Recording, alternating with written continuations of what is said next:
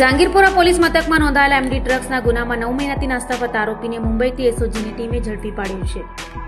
Surat police કમિશનરના આદેશને લઈ એસઓજીની team પેટ્રોલિંગમાં હતી ત્યારે નાર્કોટિક્સ ડ્રગ્સના ગુનામાં જાંગીરપુરા પોલીસ મથકમાં 9 મહિનાથી નાસ્તો ફરતો આરોપી નવાબ ઉર્ફે હરાસ ઇસાક અલી સૈયદને મુંબઈના એમએ રોડ પરથી એસઓજીની ટીમે બાતમીના આધારે ઝડપી પાડ્યો હતો. તો જાંગીરપુરા પોલીસ મથકમાં 52.770 ગ્રામ એમડી ડ્રગ્સ ઝડપાયો હતો, જે ગુનામાં આરોપી વોન્ટેડ હોવાની કબૂલાત કરી હતી. હાલ તો એસઓજીએ આરોપીનો કબજો જાંગીરપુરા પોલીસને સોંપવાની તજવીજ હાથ ધરી હતી.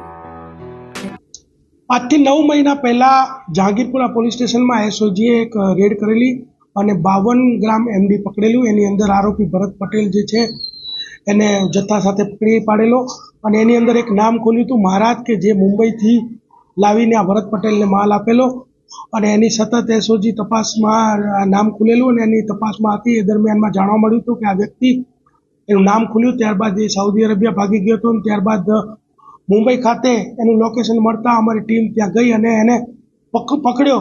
તો એનું નામ જે છે એ મહારાજ ઉર્ફેનું નામ છે, એનું સાચું નામ છે ઇસાક અલી સૈયદ, કે જે એમડીના વેચાણનો ધંધો ત્યાં પણ કરે છે ને અહીંયા પણ અગાઉ પણ આવેલો હતો અને એને ઝડપી પાડવામાં આવેલો છે. એમડીનો અને ડ્રગ્સ વેચવા માટે એને ઇસાક અલી એ મહારાજનું નામ ધારણ કર્યું એવું લાગી રહ્યું છે. હિન્દુ નામ ધારણ કરવાનું એટલા માટે કે કોઈ એના ઉપર શંકા ન કરે એટલા માટે એ કરી રહ્યો હતો. જ્યારે અહીંયા એસઓજી રેડ કરી અને એનું નામ ખુલી ગયું ત્યારબાદ એ સાઉદી અરેબિયા ભાગી ગયો હતો, પરંતુ જેવો એ મુંબઈ આવીને રહેવા લાગ્યો ત્યારબાદ એસઓજીની ટીમને માહિતી મળી તો ત્યાં જઈને તાત્કાલિક એને દબોચી લીધો.